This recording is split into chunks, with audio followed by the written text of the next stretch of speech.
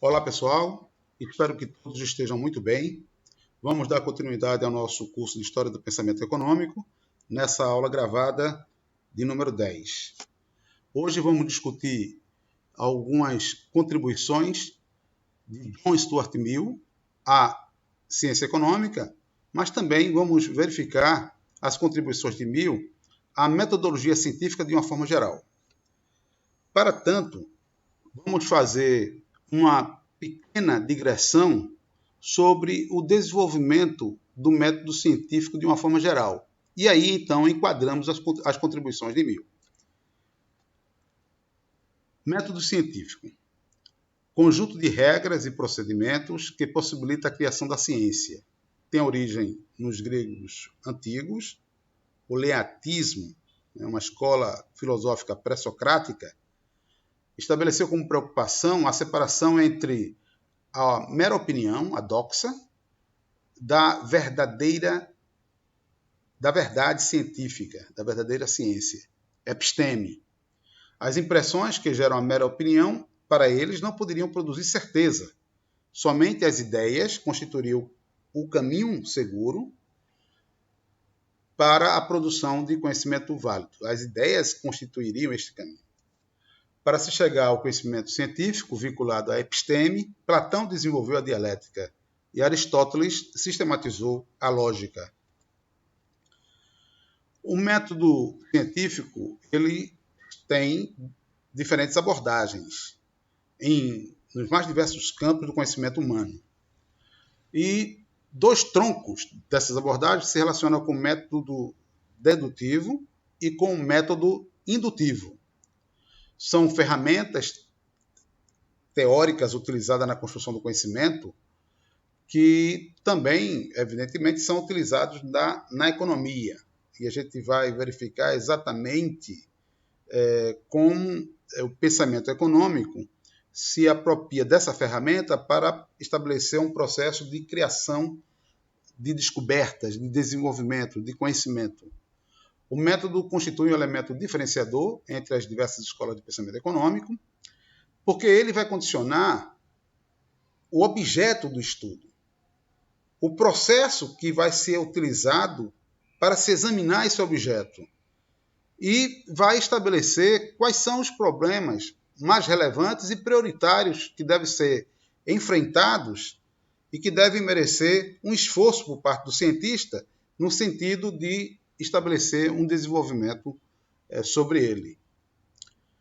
O método ele também estabelece, está vinculado ao método um conjunto de conceitos e dentre as possibilidades que o cientista econômico se defronta, ele vai poder, através do método, separar o que é essencial do que é acessório, do que é secundário. Isso também é válido para qualquer outro campo do conhecimento, evidentemente.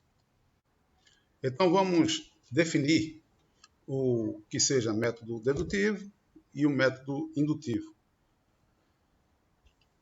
O método dedutivo parte da abstração, princípios ou premissas, e por meio da dedução lógica procura chegar à essência dos processos econômicos, formulando suas leis mais gerais, verificáveis em casos particulares concretos, fatos.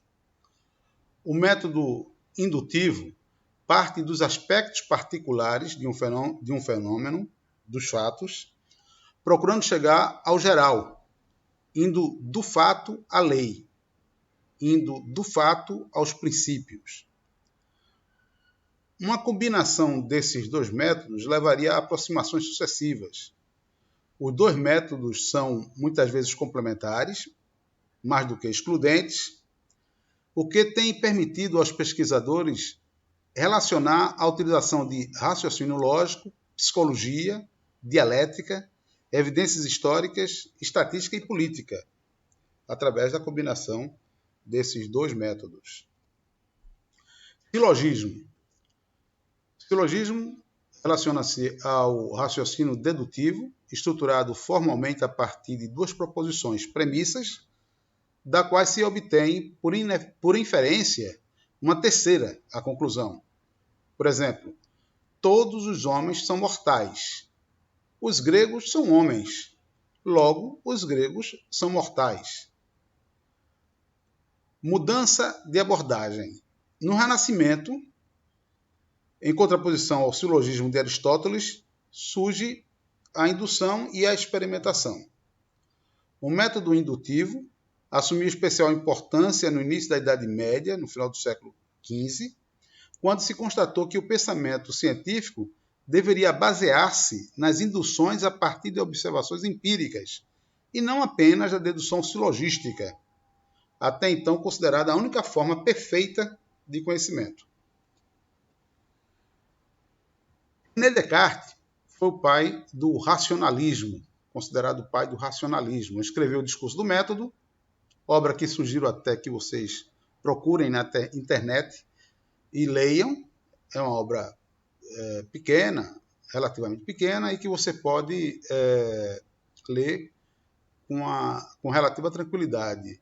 Né? Eu recomendaria fortemente que buscassem o Discurso do Método de René Descartes na internet para ler essa obra. Nela, o autor procura mostrar que a verdade só pode ser obtida por meio de procedimentos puramente racionais, similarmente ao que é feito na matemática. O racionalismo considera a razão e não a experiência do mundo sensível como via de acesso ao conhecimento. Assim, reconhece a dedução como um método superior de investigação filosófica. Outros nomes ligados ao racionalismo seriam Spinoza, Leibniz, Hegel. E uma corrente contrária a esse tipo de abordagem foi formada entre os ingleses do século XIX e que deu início ao movimento em prol do método científico baseado no empirismo. Para eles, o conhecimento só pode ser derivado da experiência.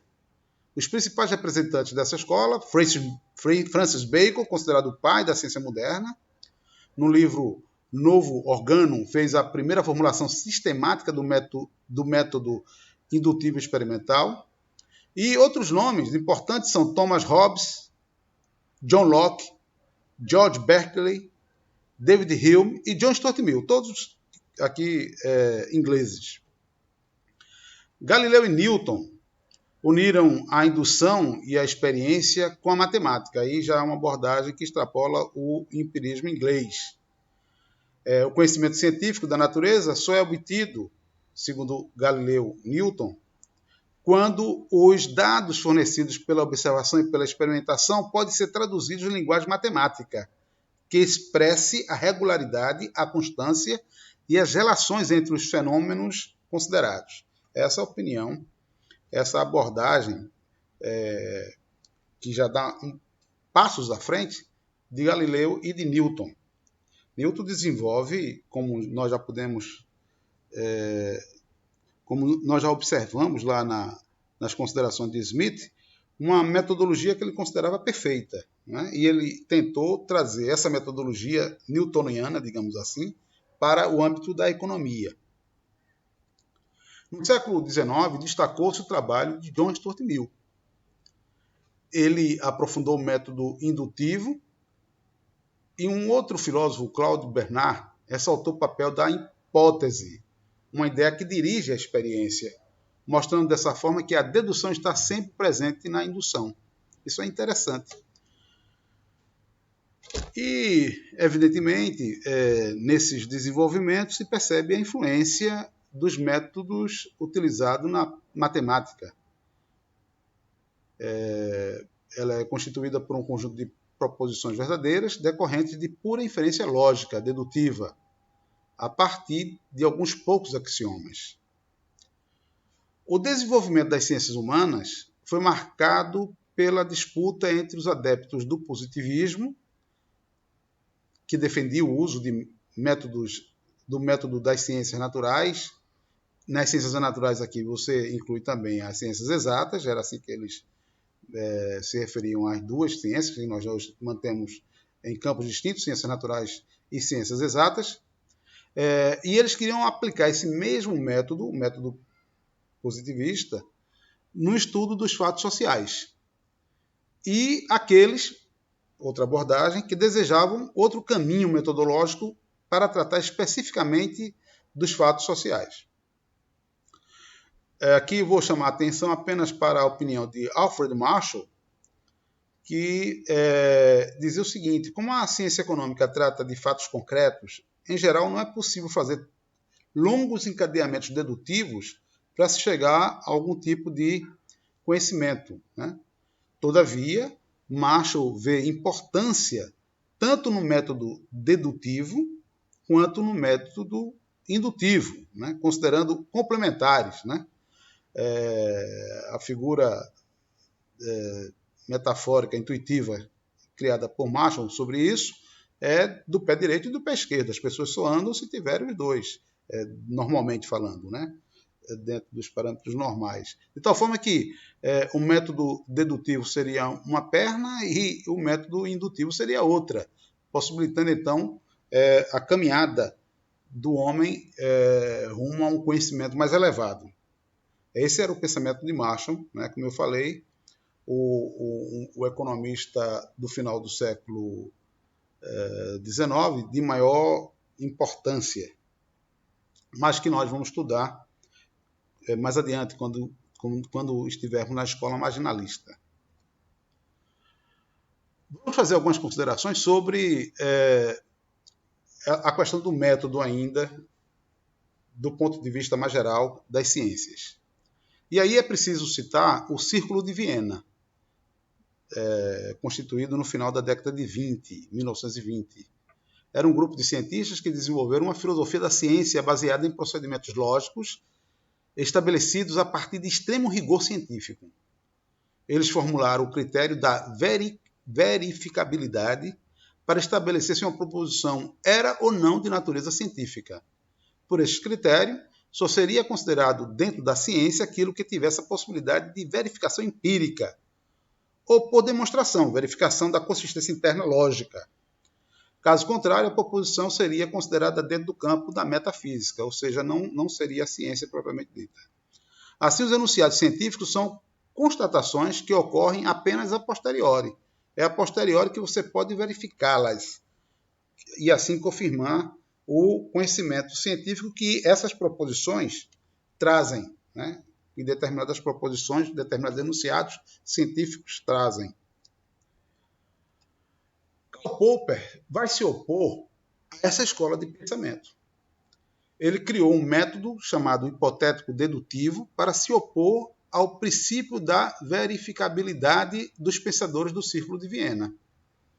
A verificabilidade não constituía, segundo Karl Popper, um critério correto para a ciência, mas a falseabilidade ou a refutabilidade, sim.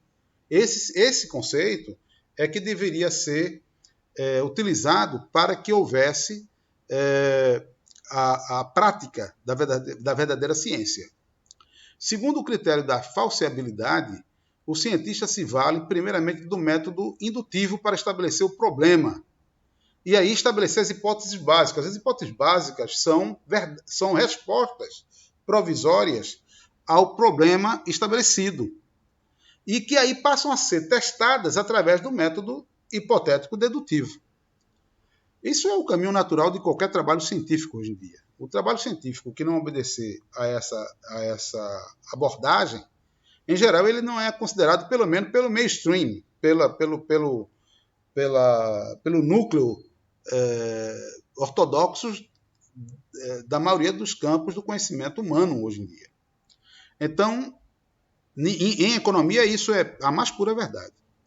Então, o cientista, através do método indutivo, procede à observação científica, formula um problema e seleciona os fenômenos que serão investigados por meio de hipóteses levantadas, as hipóteses básicas, a respeito da teoria a ser testada empiricamente. Este é o método padrão da ciência na atualidade, todavia, vale destacar que existem outras abordagens alternativas, né?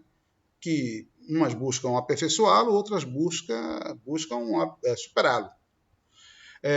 A diferença intuitiva entre a verificabilidade e a falseabilidade é que na verificabilidade você está tentando mostrar que uma determinada proposição é válida, uma determinada teoria é válida, e pronto, quer dizer, aquilo ali estaria coroando o esforço científico dizendo que determinada coisa é absolutamente verdadeira. Na versão de Popper, através do seu conceito de falseabilidade, não é exatamente isso que está sendo verificado. Você tem uma teoria, e aí você tem as proposições decorrentes daquela teoria, e aí você submete essas proposições, essas propostas, essas hipóteses, na verdade, ao teste empírico. E o que faz a ciência, essencialmente, na visão de Popper, seria não fazer descobertas novas, mas tentar mostrar que algumas hipóteses colocadas não são verdadeiras. Então, o papel da ciência, o papel primordial da ciência, seria estabelecer quais as proposições tidas como hipóteses científicas não corresponderiam à verdade. Na verdade, o papel do cientista dentro do campo estabelecido por Karl Popper seria o de derrubar as hipóteses que não são verdadeiras. E assim a ciência progrediria no momento em que uma determinada hipótese se mantivesse como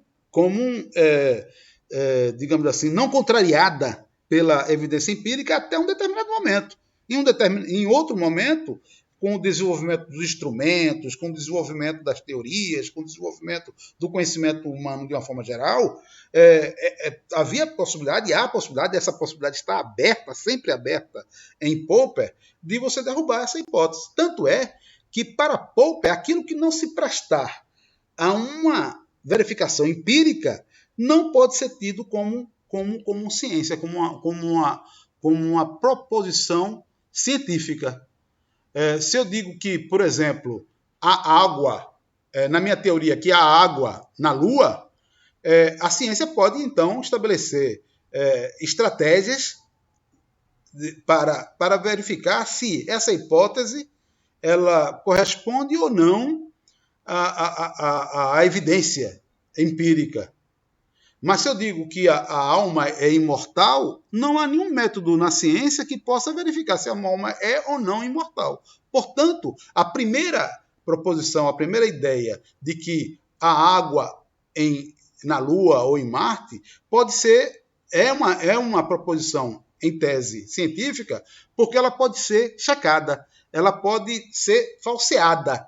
Se minha teoria diz que, de acordo com o espectro de luz que emerge a partir de um determinado corpo astronômico, como a Lua ou como Marte, e esse determinado espectro indica que há água, eu posso, então, fazer experimentos, verificações empíricas, mandando uma sonda lá, por exemplo, para testar se essa hipótese é ou não verdadeira, se essa hipótese consegue resistir a uma verificação empírica mais específica.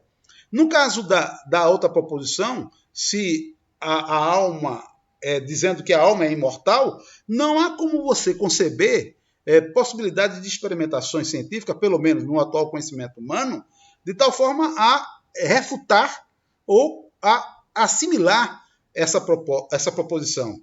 De tal forma que, como ela não se presta a uma verificação empírica, ela não estaria dentro do campo das ciências. Essa é a visão de Popper. No que é que se difere da visão do Círculo de Viena é que você não tem uma proposta tida como cientificamente verdadeira em termos absolutos. Você não tem como verificar se algo é verdadeiro do ponto de vista absoluto. Essa era a oposição de Popper às ideias dos cientistas do Círculo de Viena. Por isso que eles eram verificacionistas, enquanto que na visão de Popper o que prevalece como método é a possibilidade de falseabilidade, de refutabilidade das proposições. Portanto, não cabe ao cientista estabelecer o que é verdade absoluta. Cabe a ele testar uma determinada hipótese para verificar se ela se sustenta diante dos dados que ele tem acesso e diante dos processos dos procedimentos metodológicos que ele admite para fazer esse exame. Então, está aí uma distinção que é fundamental para o economista de hoje, de qualquer, não apenas para o economista, mas de qualquer área do conhecimento humano. Portanto, isso serve como um referencial para aquilo que nós vamos verificar em termos das contribuições de John Stuart Mill.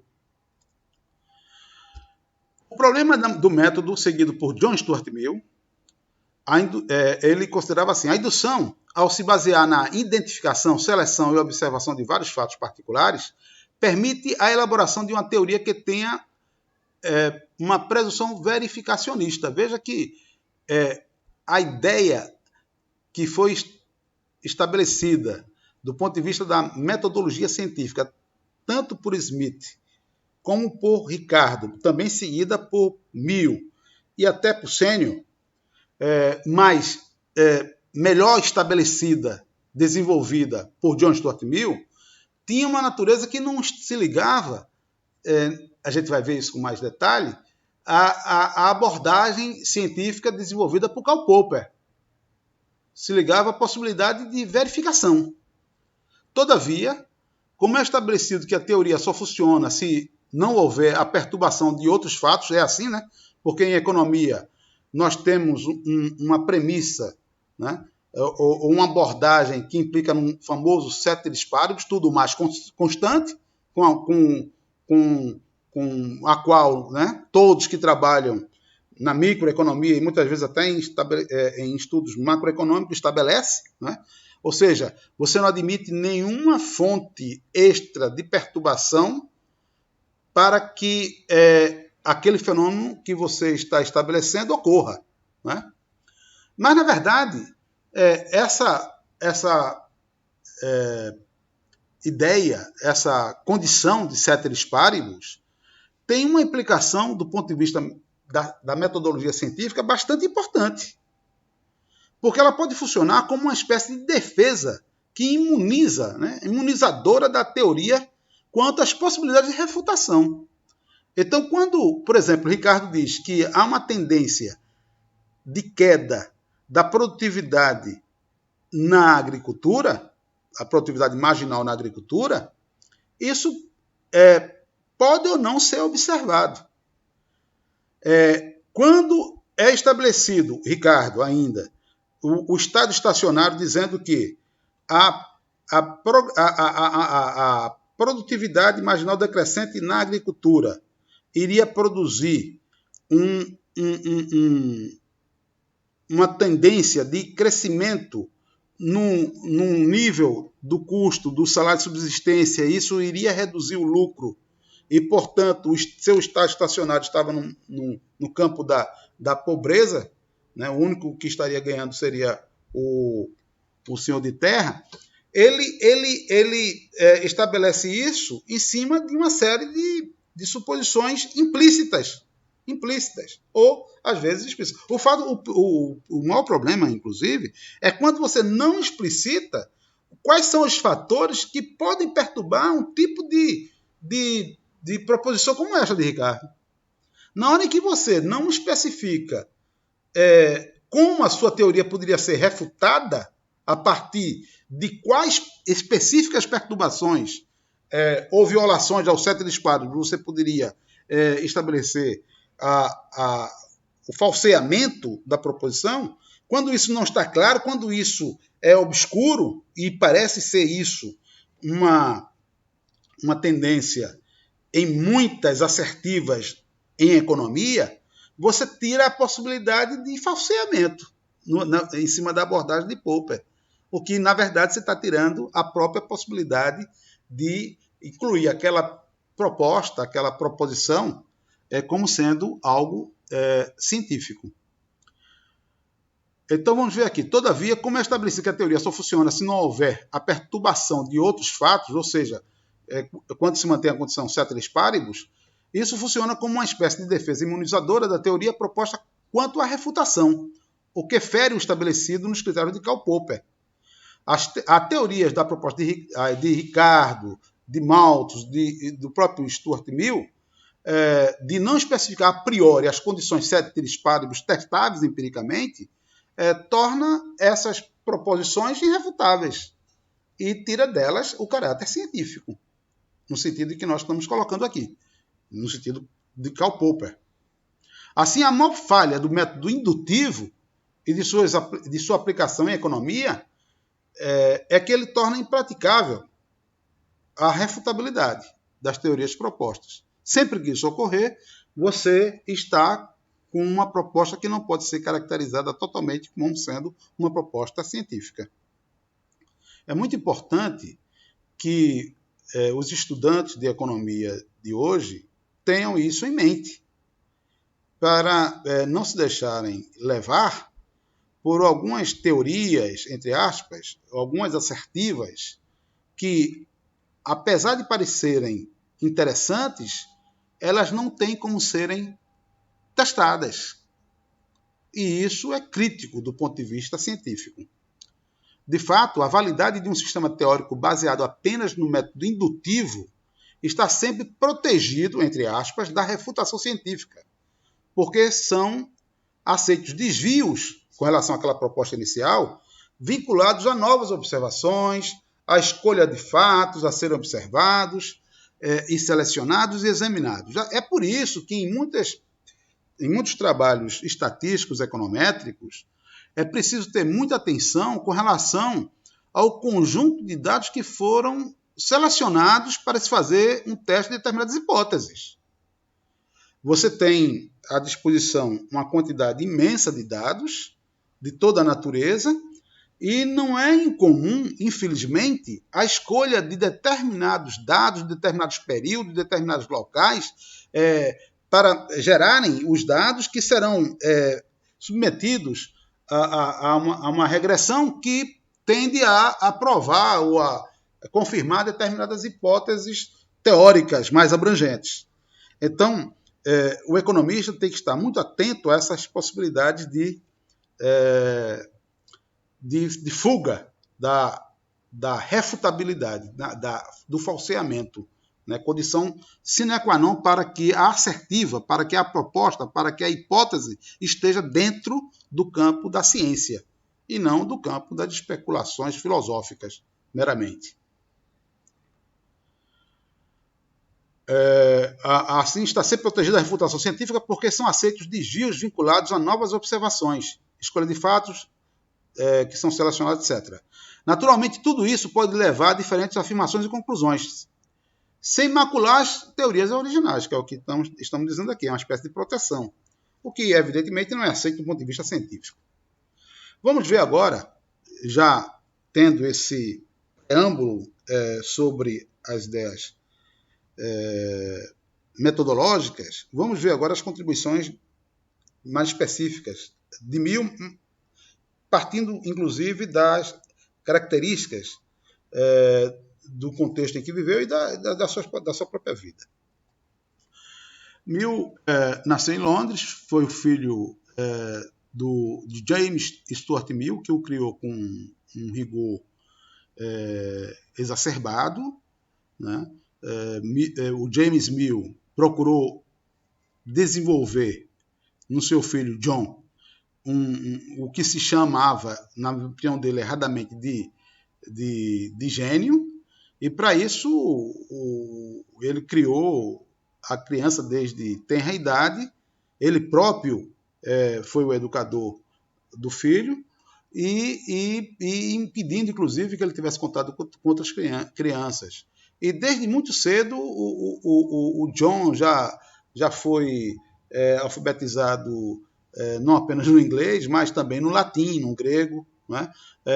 O conhecimento de matemática, conhecimento, enfim. A pressão foi tanta que, em torno de 18 anos, o John Stuart Mill teve uma crise emocional, né? Apesar de realmente o objetivo do pai ter sido atingido em cima da capacidade de erudição do filho, os métodos pedagógicos seguidos por James Mill certamente seriam hoje completamente reprovados. Filósofo, o John Stuart Mill, filósofo, economista clássico inglês, reformador social, cuja formação deveu muito a seu pai, como eu acabei de mencionar, James Mill, mas também teve a influência de Ricardo, de Bentham, né? E também foi influenciado, as suas posturas filosóficas por Auguste Comte e também recebeu e aderiu ao empirismo inglês e repudiou as construções metafísicas. Mill foi um altruísta, defensor das ideias libertárias, defendeu o direito das mulheres ao voto, ele teve uma participação muito importante nisso, e o direito dos sindicatos à greve. Veja que aqui ele destoa completamente das abordagens políticas de Malthus e de Senior. Sua mais importante obra, Principles of Political Economy, livro de 1848, foi considerada a mais abrangente síntese da teoria econômica até então. O livro tornou-se uma referência fundamental e obrigatória em economia. Mill aceitou as ideias de Saint-Simon, e por aí você vê o ecletismo dele, né? E Auguste Comte, como eu havia afirmado, relativamente à dinâmica da mudança social entre períodos críticos. Nesses períodos, a sociedade destrói antigas formas de convivência, de vida, e aí a sociedade tende a uma desintegração da ordem social. E em períodos orgânicos, neles as sociedades desenvolvem novas formas de vida, novas formas de organização, e a coesão social é restabelecida. A influência de Saint-Simon levou Mill a considerar a importância da história e das instituições. A gente sabe que isso hoje é algo que é muito caro, né? E fundamenta as pesquisas no âmbito da nova economia institucional, e ampliou o Mill as próprias ideias utilitaristas. Ele não abandona as ideias utilitaristas, mas ele as amplia e as desenvolve no sentido mais abrangente. Mill defendeu que, mesmo antiquadas as instituições, elas devem ter servido em um determinado momento histórico anterior. Caso contrário, não deveria ter sobrevivido. Aqui mais uma observação também, com relação à nova economia institucional, particularmente ao pensamento de Douglas North, que não, isso que o Mill acabou de falar poderia ser relacionado com uma espécie de eficiência adaptativa, né? Quer dizer, se a instituição existe, é porque ela serve. Se ela serve, é porque ela é eficiente de alguma forma. Todavia, o que a nova economia institucional vai destacar, particularmente nos escritos de Douglas North, é que a eficiência ela não é tida, quer dizer, a instituição não se mantém pela eficiência do ponto de vista social geral, mas sim em cima das benesses que traz para determinados grupos que têm poder. Na verdade, essa é uma visão que é mais, digamos assim, realista, né? E que não foi, digamos assim, observada por Mill. Mill pretendeu criar um método de investigação científica inatacável para abordar as questões morais e sociais, assim influenciado pelas ideias de Auguste Comte e de Isaac Newton. Buscou estabelecer um novo paradigma de exposição científica no livro Sistema de Lógica, publicado em 1843. Os grandes metodologistas britânicos do século XIX se dedicaram às premissas da teoria econômica, sendo verdades a priori, antes da experiência, e que não permitiriam facilmente a verificação das previsões decorrentes dessas verdades a priori, que eram deduzidas dessas verdades a priori, produto de um processo puramente dedutivo. As consequências só seriam verificadas se não houvesse causas perturbadoras, como eu já explicitei anteriormente, que eram assim, digamos, evitadas, né, a partir da condição ceteris paribus. Como vimos, se apresenta como uma vulnerabilidade metodológica, se essas perturbações ou se os fatores que é considerado constantes dentro do ceteris paribus não forem explicitados e não estiverem, se eles não estiverem explicitados, não poderão ser testados, verificados empiricamente. Portanto, daí surgindo a vulnerabilidade metodológica. Os escritores do século XIX foram pródigos em apresentar motivos para se ignorar refutações aparentes, através justamente da condição ceteris paribus. Né? O que está aqui sendo dito é o seguinte: na hora que eu faço uma previsão e digo que ela só vai ocorrer se tudo mais for mantido constante, e eu não explicito quais são essas variáveis que são mantidas constantes, evidentemente eu não tenho como refutar essa teoria. Porque sempre haverá a possibilidade lá na frente de dizer, olha, não deu certo porque tal variável foi alterada. Houve essa causa perturbadora. Daí a incapacidade de você fazer uma análise científica daquela proposição. Mas, como está dito aí, isso foi muito comum nos escritores do século XIX, em particular dentro da economia. Do ponto de vista estritamente filosófico, Mill se associa ao empirismo inglês. A experiência está na base metodológica de seus exames dos problemas filosóficos. Ou seja, sem a experiência, você não consegue chegar, na visão de Mill, a um conhecimento superior. Isso ele aplicou na ética, na política e na própria lógica. Nesse ponto, parece que Mill segue a linha de David Hume, de associações de impressões elementares formadas de ideias, fatos psíquicos. É interessante porque, para Mill, a experiência ela vai se, digamos assim, ser registrada do ponto de vista da mente. Né? Você tem as experiências conforme as ideias desenvolvidas por David Hume. E essas impressões imediatas elas passam a ter impressões secundárias e, a partir daí, formando um conjunto complexo de ideias. Né? Mas era dessa forma que a mente humana teria contato com a experiência, né, real, do mundo real. Né? Daí a importância que Mill dá para a psicologia.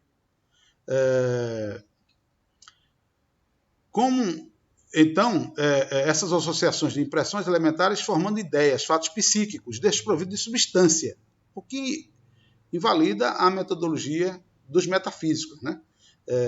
Na verdade, aí o Mill ele estabelece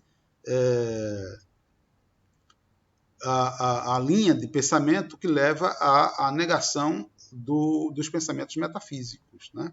Porque ele acredita que a experiência obtida a partir do contato com a realidade, mesmo em cima das impressões psíquicas, é que deveria prevalecer nos estudos científicos. Mill trabalha com a ideia de homem econômico, um ser ficcional, né? Que tinha a característica de ter racionalidade integral. Né? E, portanto, isso vai dificultar enormemente qualquer possibilidade de falseabilidade das suas assertivas. Esse homem ficcional, né? Que tem racionalidade integral, ele tem acesso a informações para tomar suas decisões, informações completas, como ele tem a capacidade ilimitada de processamento, o que são duas hipóteses extremamente difíceis de serem aceitas como razoáveis. Tanto é que é a base da refutação dos economistas da nova economia institucional relativamente à teoria neoclássica. Quer dizer, os teóricos da nova economia institucional não refutam a teoria neoclássica como um todo, mas abandonam a hipótese da racionalidade integral.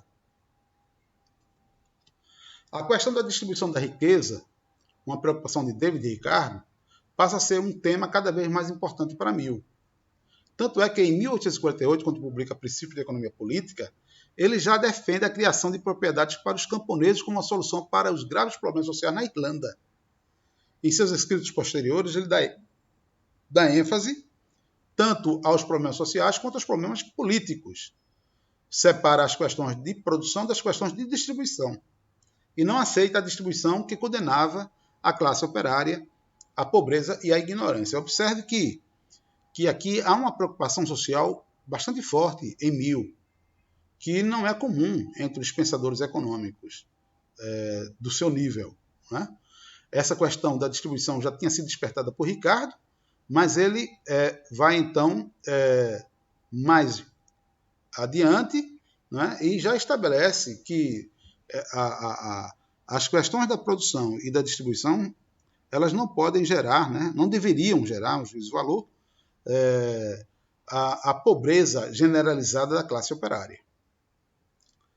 Destaque-se em seus escritos e nas suas posições políticas a luta que teve em favor não apenas dos pobres, mas da mulher, né? A emancipação da mulher. Especialmente o direito de votar, né, da mulher. Mill parte da psicologia, aí é aquela parte que eu mencionei anteriormente sobre a vinculação de psicologia e conhecimento para Mill. Na próxima lâmina tem uma descrição das 4 leis de associação psicológica estabelecida por Mill, que, segundo ele, fornece as bases da concepção geral do mundo, aquilo que eu falei, da experiência serem registradas a partir dessas associações psicológicas. Fornece as bases da concepção geral do mundo e estabeleceu 4 leis de associações psicológicas que constituiriam as leis fundamentais de explicação dos fenômenos psíquicos, que seriam, por sua vez, produto de impressões proporcionadas pela experiência. E aí ele parece seguir o caminho de Hume, David Hume. Consequentemente, as ciências e o saber que não estejam fundamentados na experiência seriam saberes falsos, conhecimentos falsos. Essa vinculação entre o saber e a experiência, segundo Mill, vale tanto para as ciências matemáticas quanto para as ciências naturais e para as ciências humanas. 4 leis de associação psicológica, eu não vou me demorar nisso, né? Coloquei aí só para registro: lei da semelhança, lei da contiguidade, lei da repetição, lei da associação inseparável. Quem tiver mais interesse pode ver com mais calma. Eu vou mais adiante. A dedução e a indução a partir do pensamento de Mill. A lógica, dentro da teoria do conhecimento, deveria concentrar suas atenções principalmente na teoria da indução, segundo Mill. A indução seria o único método adequado para a descoberta da verdade em todos os campos. As próprias suposições a priorísticas, categorias ideais, são, segundo Mill, produto de generalizações a partir de dados provenientes da experiência sensorial. Assim, os dados, base do conhecimento, não são conceitos, mas acúmulo de impressões. O próprio silogismo, raciocínio que vai do particular ao universal, colocado no plano exclusivo de conceitos, é entendido por Mill como originado da experiência. E aí ele dá um exemplo, veja. No silogismo clássico, todos os homens são mortais, Sócrates é homem, logo Sócrates é mortal, a premissa maior, todos os homens são mortais, refere-se-ia a um número finito de experiências. Ou seja, as pessoas sabem que as pessoas morrem. A, B, C, D morreram. Então, isso não é uma dedução no sentido, digamos assim, a constatação dessa verdade, que as pessoas morrem, é uma constatação indutiva. Não é isso que ele está dizendo. Então, você tem uma base indutiva até nas proposições dedutivistas. A premissa maior de um silogismo, segundo Mill, representa uma proposição geral, cujas bases são retiradas da experiência, da observação de casos particulares, portanto, vinculadas ao método indutivo. Para mim, o pensamento não realizaria qualquer progresso através das deduções silogísticas, porque, na verdade, você já teria um conhecimento a partir da evidência empírica de que as pessoas morrem. Então, se todos os homens são mortais, que é uma conclusão retirada a partir do que se observa, portanto, um conhecimento proveniente da indução, ela, como é a base da premissa maior de um raciocínio dedutivista, ele está dizendo que o próprio raciocínio dedutivista ele é composto na sua premissa maior de um conhecimento que provém da indução. E, portanto, as deduções silogísticas, né, dedutivistas, elas não estariam avançando, digamos assim, com o conhecimento. É na indução, segundo ele, que se acha a possibilidade de se efetuarem inferências verdadeiras, transpondo-se os limites de simples observação e formando-se proposições mais gerais. Agora vem os 5 métodos indutivos de John Stuart Mill. Eu apenas vou ler para que isso fique registrado. Um método de concordância, que diz o seguinte: se 2 ou mais casos do fenômeno investigado possuem somente uma circunstância em comum, a circunstância única na qual concordam é a causa ou o efeito do fenômeno dado. 2. O método de diferença. O método indutivo de diferença. Se o caso no qual ocorre o fenômeno que se investiga e o caso no qual não ocorre o fenômeno que se investiga possuem todas as circunstâncias em comum, exceto uma que ocorre unicamente no primeiro, a circunstância única na qual diferem os 2 casos é o efeito, ou a causa, ou uma parte indispensável da causa do fenômeno. Indução 3. Um método da combinação de concordância e diferença. Se 2 ou mais casos nos quais ocorre o fenômeno possui apenas uma circunstância em comum, enquanto que 2 ou mais casos nos quais o fenômeno não ocorre, nada possui em comum exceto a ausência de tal circunstância, a circunstância única na qual os 2 grupos de casos diferem é o efeito, ou a causa, ou a parte indispensável do fenômeno. Método 4 de indução. Método dos resíduos. Subtrai-se de qualquer fenômeno a parte que, segundo induções prévias, constitui o efeito de certos antecedentes, e resultará que o resíduo do fenômeno é o efeito dos restantes antecedentes. Método 5 de indução, o método das variações concomitantes. O fenômeno que varia de algum modo, enquanto o outro fenômeno varia sob certo aspecto, é a causa ou efeito desse fenômeno, ou relaciona-se com ele mediante algum fato de índole causal. Bom, está aí apenas citados os 5 métodos indutivos de John Stuart Mill. Continuando na sua apresentação metodológica. A metodologia fundamentada nas regras da indução possibilitaria, segundo Mill, o progresso do conhecimento científico em todos os campos. A maior dificuldade de se estabelecer regras válidas no terreno dos fatos humanos, ou seja, nas ciências sociais, relativamente às áreas das ciências naturais e exatas, ocorre por conta da complexidade dos fatos humanos, quando comparados aos fatos naturais. Na verdade, o que Mill está dizendo aqui é o seguinte, é que o objeto de estudo nas ciências naturais e nas ciências exatas não tem vontade própria. E no caso dos fatos humanos, as interdependências formam uma teia complexa de tal natureza que isso é o que vai diferir da análise feita no campo das ciências naturais exatas. Mas a natureza da análise é a mesma.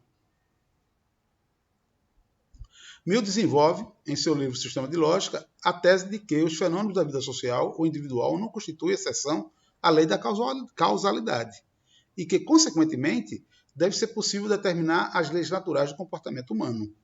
Contudo, devido ao enorme número de elementos interagindo, faz da complexidade da ação social algo tão grande que não é possível qualquer dedução de suas regularidades a partir das leis psicológicas básicas por ele já estabelecidas. Elemento fundamental de transformação da sociedade é o estado das faculdades especulativas da humanidade, incluindo aí a natureza das crenças. Explicando mais detalhadamente a partir da citação direta de Mill. A ordem do progresso humano, em todos os seus aspectos, dependerá principalmente da ordem da evolução das convicções intelectuais da humanidade. Mill acreditava que a concordância moral entre as pessoas seria o elemento essencial para se obter a coesão social. Onde não houvesse essa concordância geral de valores, a sociedade não poderia ser unificada. Só haveria uma transformação social desejável se houvesse uma mudança equivalente do caráter das massas incultas e de seus empregadores, no sentido de cooperarem entre si para produzirem mais riquezas, sendo menos mesquinhos entre si, implicando isso em transformações das instituições e arranjos sociais. Observem que isso é uma situação desejável, portanto, contém um elemento normativo fundamental, né? Que ele não se afastava de manifestar, né, essa crença dele. Se nós pararmos para fazermos um paralelo com o que os economistas da nova economia institucional dizem hoje, poderíamos nos arriscar a dizer o seguinte: o que tem aqui nessa proposta de Mill é a ideia de que a produção, como sendo fruto de uma atividade de cooperação, os arranjos institucionais presentes em uma determinada sociedade, bem como as organizações institucionais, entendendo como arranjos institucionais e instituições como sendo as regras do jogo, tanto formais quanto informais, os entes que participam do jogo econômico, político, social, etc., são as organizações institucionais. Então, numa linguagem da nova economia institucional, podíamos dizer que Mill está antevendo que quando os arranjos institucionais, quando a matriz institucional de uma determinada sociedade facilita a cooperação entre as organizações institucionais e os agentes econômicos, sociais, políticos, etc., facilitando o acesso às explorações das atividades econômicas de uma forma geral, isso conduziria a um maior nível de bem-estar social. Sem que haja arranjos de organização social, política e econômica mínima, a capacidade produtiva de uma determinada sociedade fica extremamente prejudicada. E isso, naturalmente, vai conduzir a conflitos que vai estremecer a própria coesão social. Para alguns autores, os escritos de Mill contêm a mais influente articulação filosófica de uma moralidade humanístico-liberal que foi produzida no século XIX. Mill vê muito claro que a liberdade econômica limitada é incompatível com a verdadeira liberdade, por não permitir a justa distribuição dos frutos do trabalho. Mill simpatiza com o socialismo, vendo na cooperação um meio de liberdade, mas não adere ao socialismo. Uma das maiores preocupações políticas de Mill refere-se ao perigo de serem suprimidos os direitos individuais e das minorias nas democracias. Para ele, isso era um tema crucial, mais do que exercer um controle sobre o governo. Preocupações de Mill sobre filosofia, política e social, ele buscava mostrar a importância da liberdade pessoal, dos incentivos que permitiriam o desenvolvimento do caráter individual. Vamos ver agora um conjunto mais específico de contribuições de Mill à área de economia. Mill lançou a ideia de elasticidade da demanda, depois veio a ser desenvolvida por Marshall. Assumiu a ideia de Ricardo de que a renda da terra constituía um excedente e, portanto, deveria ser objeto de tributação. Previu a possibilidade de ganhos de escala, muito interessante isso, porque ele já via aí uma possibilidade de concentração crescente do capital, do estabelecimento de outras estruturas de mercado, muito embora não tenha explicitado exatamente isso, mas, na verdade, era disso que ele estava se tratando, né? Em cima do poder das empresas de estabelecerem preços em detrimento dos consumidores. Então, ele está aí, vislumbrando a própria ideia de oligopólio e de monopólio, né? A partir dos ganhos que as escalas produtivas permitiriam. na hora que você tem ganhos provenientes da escala, significa dizer que seu custo médio está caindo. Na hora que o seu custo médio está caindo, você pode praticar um preço menor do que o seu concorrente que não tenha aquele nível de escala. Isso, evidentemente, vai levar os concorrentes a situações complicadas, eventualmente à falência, o que vai fazer com que essas empresas que experimentam um maior nível de escala se aproveitem dessa situação, se tornando cada vez maiores. Quanto mais se tornam maiores, aí o feedback é positivo, mas elas se tornam mais fortes porque elas têm uma redução do seu custo médio, do seu custo unitário, e, portanto, podem praticar uma concorrência mais agressiva através de preços. Evidentemente, quando isso chega num determinado limite, e essa era a preocupação de Mill, quando você consegue eliminar boa parte dos seus concorrentes, aí quem estabelece o preço é você, porque aí você tem uma estrutura de oligopólio, onde claramente você sabe que o resultado vai ser quantidades ofertadas menores e preços estabelecidos em nível maior. Mill modificou o utilitarismo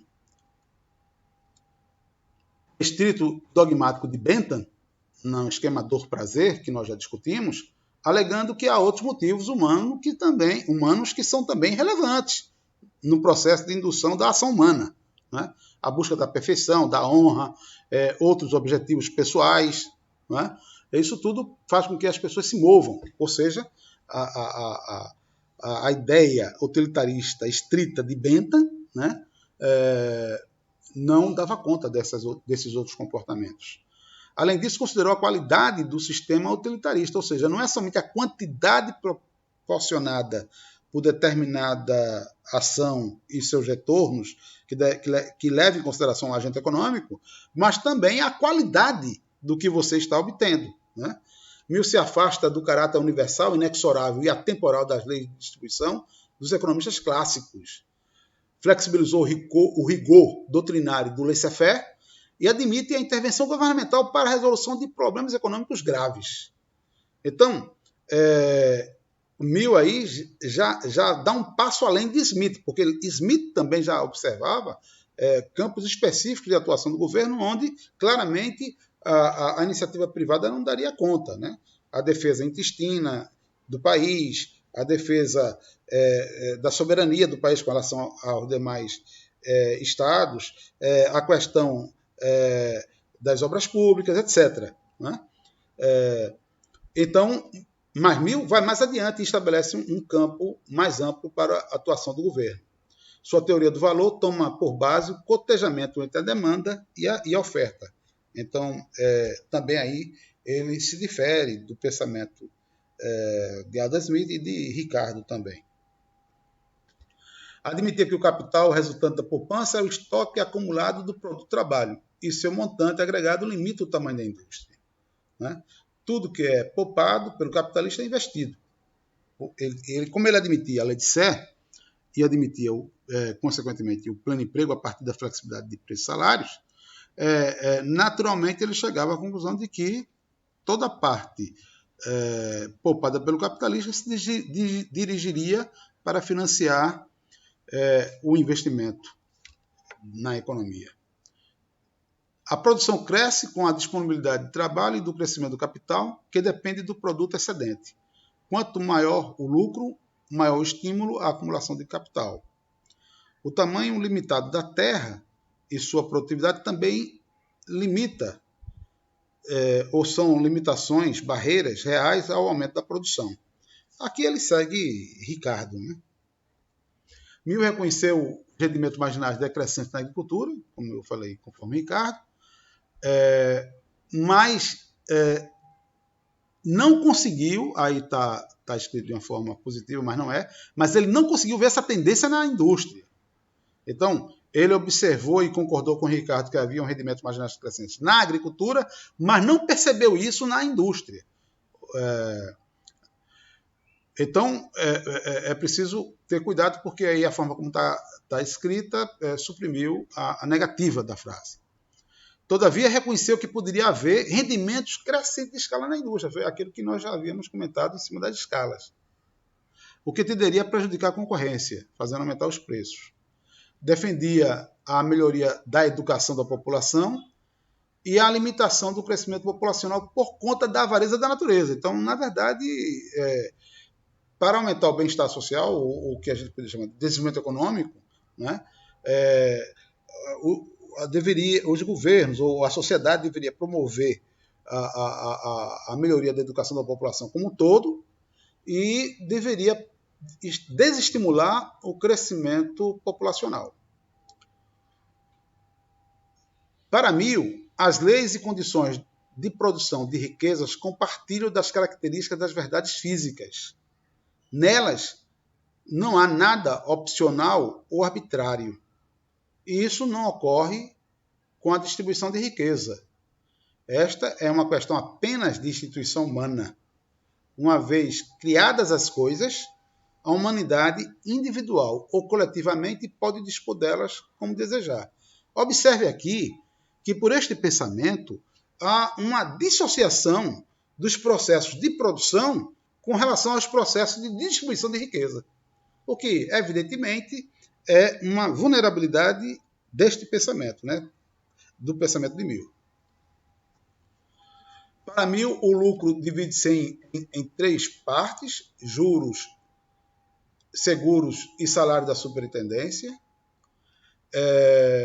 Considerando as diferenças no risco, a atratividade dos negócios diferentes e os monopólios naturais e artificiais, a taxa de lucro em todas as esferas de emprego tende à igualdade.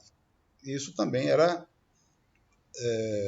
respeitado ou reconhecido por Ricardo. Mill não chegou a reconhecer as interdependências entre a produção e a distribuição, conforme eu falei. O fluxo de produção, na verdade, ele está intimamente ligado com a manutenção do processo distributivo num nível minimamente aceitável.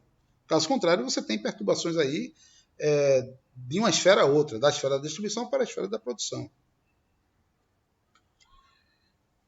O valor dos bens para Mill. O valor dos bens, preço relativo, é determinado pela interação da procura e oferta no mercado, já havíamos falado isso, e Mill estabeleceu o conceito de elasticidade em três categorias.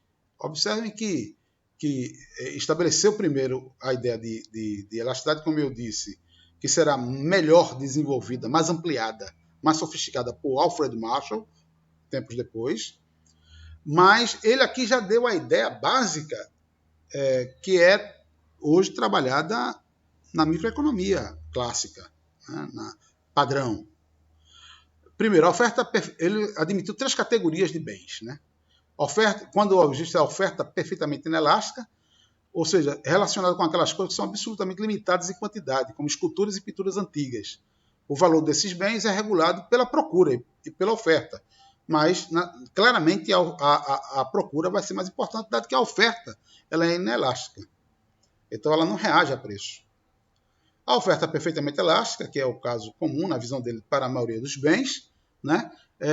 A produção pode ser aumentada sem limites a custos constantes por unidade de produção. Custos constantes é uma assertiva que teria dificuldade de ser estabelecida hoje em dia, né? Dependendo das quantidades que se esteja em vista, né? Mas em geral você tem custos crescentes, né? O valor desses bens depende tanto da oferta ou dos custos de produção, quer dizer, mais enfaticamente, na medida que os custos vão aumentando, esses custos de produção vão aumentando, esses custos passam para os preços. E tem os bens com oferta relativamente elástica. Não é perfeitamente elástica, mas é relativamente elástica, né? No segundo caso, você tem a elasticidade perfeita, o que indica que o preço não vai se alterar, justamente porque os custos não vão se alterar. O que eu estou falando é que no mundo dos bits você encontra esses bens, né, que você pode ampliar a oferta sem influenciar a estrutura de custo, mas no mundo dos átomos dificilmente você encontra produtos cuja oferta fosse ilimitada, né, que não sofresse nenhuma influência da demanda. Evidentemente que isso é uma suposição aceita, por exemplo, na teoria keynesiana, né? quando você tem a economia trabalhando abaixo do nível abaixo do seu nível de capacidade produtiva, de tal forma que está todo mundo com excesso de produção. Aí, nesse caso, você pode ter justamente essa ideia. No último caso, somente uma quantidade limitada pode ser produzida a determinados custos. Se desejar mais, essa quantidade extra deve ser produzida a um custo maior. Produtos minerais e agrícolas. Observe que, novamente, voltando ao caso 2, essa suposição de Mill de que isso seria o caso da maioria dos bens, ela é, como eu disse, de difícil manutenção como hipótese, né? Corroboração pela evidência empírica.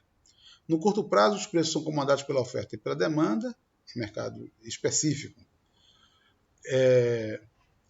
Do ponto de vista do equilíbrio, Mill concebeu uma dinâmica, né, de mercado no qual os preços variam para equilibrar as quantidades ofertadas e demandadas, tal qual como se trabalha hoje na microeconomia moderna. Aqui uma contribuição extremamente importante de Mill também. Mill ampliou o modelo de comércio internacional de David Ricardo, com o conceito de termos de troca, que designa a relação entre o valor das importações e o valor das exportações de um país. Quer dizer, é o índice de preço das importações relativamente ao índice de preço das exportações de um país. E isso vai estar relacionado com as elasticidades envolvidas nos produtos importados, dentro e fora do país, e das elasticidades envolvidas nos produtos exportados, também dentro e fora do país exportador. Os termos de troca podem ser utilizados para exame de repercussões do comércio internacional sobre o bem-estar social dos países envolvidos. Para Mill, o modelo de Ricardo explica como as nações ganham o comércio, mas não explicam como esses ganhos são repartidos entre os países. Mill estabelece que os termos de troca no comércio, que dependem dos custos internos e do padrão da procura de cada país, e, consequentemente, da força e da elasticidade da procura de cada produto no país estrangeiro, doméstico e estrangeiro. Na teoria do comércio externo moderna, o conceito de termos de troca são muito úteis para examinar os efeitos do estabelecimento de tarifas e subsídios às importações e às exportações, bem como os impactos dos fluxos de capital. Por exemplo, o empréstimo concedido pelo país A ao país B pode beneficiar os termos de troca do país emprestador, se houver uma elevada elasticidade da demanda pelos bens exportados pelo país A, por parte dos consumidores do país B. Em outras palavras, havendo uma alta elasticidade pelos produtos do país A no país B, pelos consumidores do país B, um empréstimo estaria estimulando a compra, uma compra maior, uma compra mundial maior, digamos assim, dos produtos produzidos no país A, que está emprestando. Então, na verdade, o país A está emprestando dinheiro para o país B gastar com seus produtos. Isso é muito utilizado para verificar os impactos do comércio, quando se leva em consideração também as elasticidades dos produtos em cada país, as elasticidades de demanda. Tendências observadas por Mill: produção em populações crescentes, crescimento contínuo da soberania humana sobre a natureza, crescente segurança dos direitos individuais e de propriedade, papel crescente da importância das corporações, essa é uma visão fundamental que se verificou. Avanços tecnológicos na indústria seriam compensados pelos rendimentos decrescentes na agricultura e na mineração, à medida que a população continuasse a crescer, ou seja, você teria aí a anulação de incrementos da produtividade derivados de avanços tecnológicos, ou anulação ou atenuação em função dos rendimentos marginais decrescentes na agricultura e na mineração e pelo fato da população estar continuamente crescendo. Para Mill, ele também concordou com a tendência de queda da taxa de juros, mas foi mais otimista do que Ricardo, ao considerar que isso seria aceitável, não prejudicando o processo de acumulação de capital, pois não seriam deprimidos nem a poupança, que seria estimulada pelas expectativas das taxas de juros do futuro. Quer dizer, se eu estou prevendo que a taxa do futuro vai cair ainda mais, eu aproveito para aproveitar, na visão dos clássicos, né? A taxa de juros era um prêmio, para aproveitar esse prêmio no momento presente, postergando as minhas decisões de consumo. E nem prejudicaria os investimentos. Os investimentos estariam, digamos assim, defronte de uma taxa de juros de rentabilidade menor, mas também estaria diante de uma situação de maior segurança para o capital empregado na indústria. Primeiro, pela garantia do próprio pleno emprego, né? Fundamentalmente. E segundo, pelo conhecimento geral que se supunha, né, ter naquela época a respeito da dinâmica economista capitalista como um todo. Mill previu um estado estacionário, portanto, mais otimista do que o de Ricardo, pois acreditava que a questão da capacidade produtiva estava resolvida para os países mais avançados. O que faltaria apenas seria a solução voltada para uma distribuição melhor, mais igualitária, mais equitativa do que era produzido. A dificuldade maior estaria nos países subdesenvolvidos, que não teriam atingido, digamos assim, a capacidade produtiva suficiente para manter a população num determinado nível de bem-estar.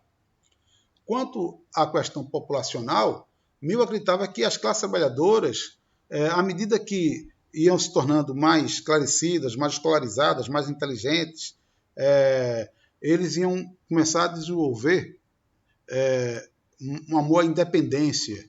E o bom senso mesmo levaria com que eles limitassem o crescimento populacional às oportunidades existentes, inclusive as oportunidades de emprego. Então haveria na cabeça de Mill uma espécie de mecanismo ou tendência de comportamento das massas que levaria à atenuação do crescimento populacional.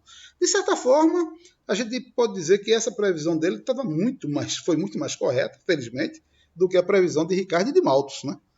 Porque há uma correlação robusta entre o incremento da renda per capita e da escolaridade com a redução do número de filhos dos casais. Então, a taxa de natalidade sofre uma queda à medida que há incrementos da escolaridade e da renda per capita. Isso como uma constatação empírica em vários países do mundo. Então, ele anteviu de uma forma bastante interessante essa possibilidade. Haveria nas economias capitalistas uma tendência das empresas, das cooperativas, a distribuírem lucros. Essa foi uma visão mais, digamos, romântica de Mill, melhorando as condições de vida de muitos, o que se mostrava preferível ao socialismo. Na verdade, nesse aspecto, ele tinha razão. Quer dizer, ele preferia que houvesse o desenvolvimento natural do capitalismo e, na sua suposição, as empresas e as cooperativas estariam distribuindo riqueza de uma forma mais democrática, e isso seria uma alternativa ao socialismo. Porque no socialismo ele entendia que a competição seria depreciada e os monopólios seriam promovidos, o que, evidentemente, ia de encontro, né, às aspirações, aos ideais de Mill, né, que tinha na democracia a sua maior esperança, né? Digamos assim, na liberdade completa entendida daí sem obstáculos à participação dos agentes econômicos nas oportunidades econômicas que se apresentassem, e também políticas. Mill defendeu o laissez-faire.